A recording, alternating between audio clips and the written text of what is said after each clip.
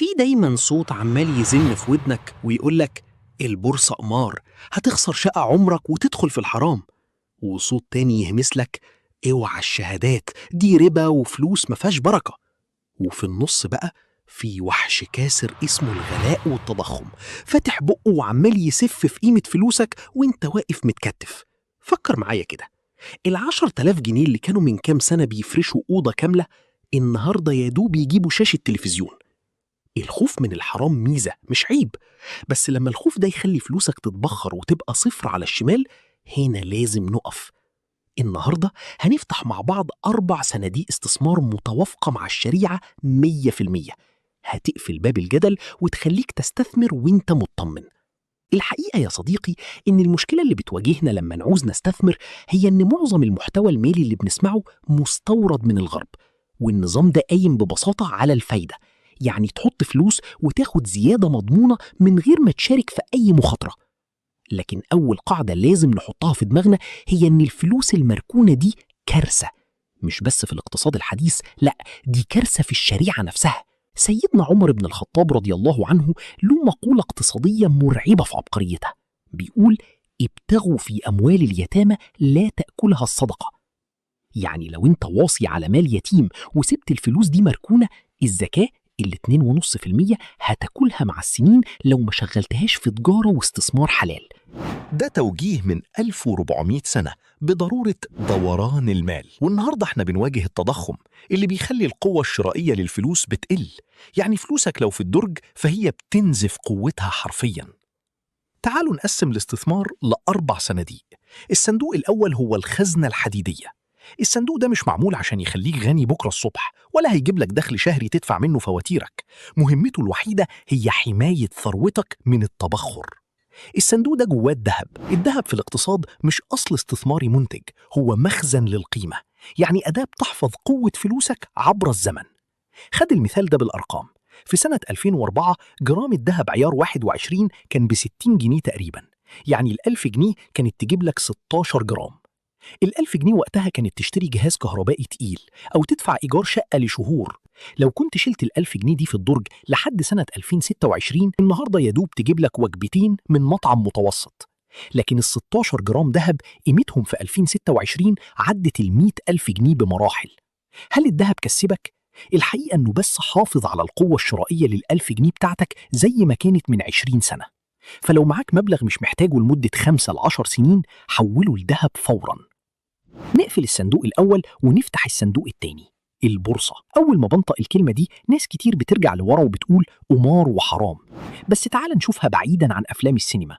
البورصة في الأساس هي سوق للتجارة والشراكة. تخيل عم إبراهيم عنده سوبر ماركت ناجح وعايز يفتح 10 فروع بس معهوش سيولة، فبدل ما يستلف من البنك بربا بيروح البورصة ويقسم قيمة محلاته لأسهم.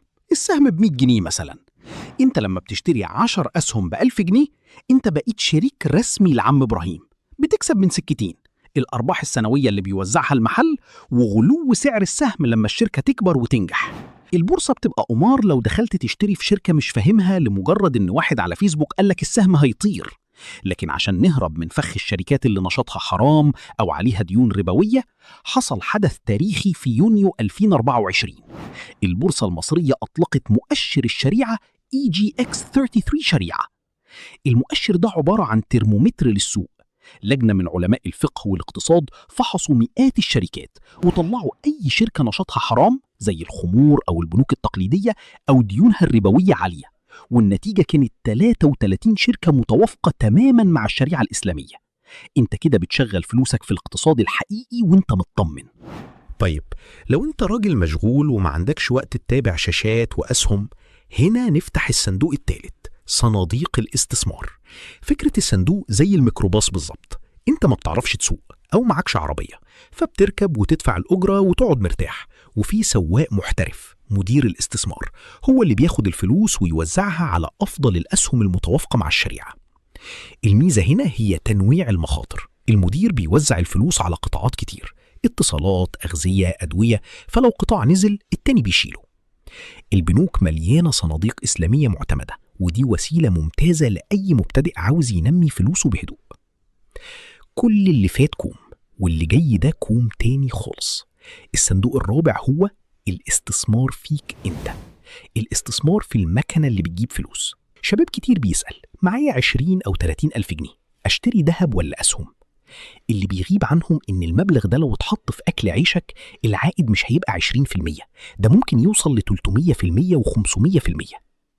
لو انت بتاع ديجيتال ماركتينج، الفلوس دي لو حدثت بيها جهازك هتخلص شغلك في نص الوقت وتزود إنتاجك. لو انت صنايعي أو فني وجبت عدة حديثة هتخلص الشغلانة بجودة أنظف ووقت أسرع، وبالتالي تطلب مصنعية أعلى وتدخل شغل أكتر. لو انت موظف واستثمرت الفلوس دي في مهارة أو لغة، ده اللي هيفتح لك باب سفرية أو ترقية محترمة. ده استثمار ما فيهوش أي شبهة، ده صميم السعي وراء الرزق. عشان نلم الخيوط يا صديقي، الفلوس الجبانة ما بتكبرش. الخوف المبالغ فيه اللي يخليك تتجمد وتتفرج على فلوسك وهي بتموت، ده مش حرص على الحلال، ده تضييع للأمانة. الاستثمار الناجح زي الترابيزة اللي واقفة على 4 رجلين، والقاعدة الذهبية هي إياك تحط البيض كله في سلة واحدة. قسم مبلغك بحكمة، جزء ذهب كدرع واقي، جزء في أسهم مؤشر الشريعة أو صناديق الاستثمار، والأهم خلي معاك كاش تطور بيه أدواتك وتحدث بيه مكانتك اللي بتأكلك عيش. الطريق الحلال موجود وممهد، بلاش تسلم ودنك للي بيخوفوك بشكل مطلق، وبلاش تمشي ورا نصابين الثراء السريع على تليجرام. وقبل ما أقفل قولي في التعليقات، هل تفضل تخاطر وتستثمر فلوسك ولا تسيبهم تحت البلاطة؟ أشوفكم على خير في حلقة جديدة، والسلام عليكم ورحمة الله وبركاته.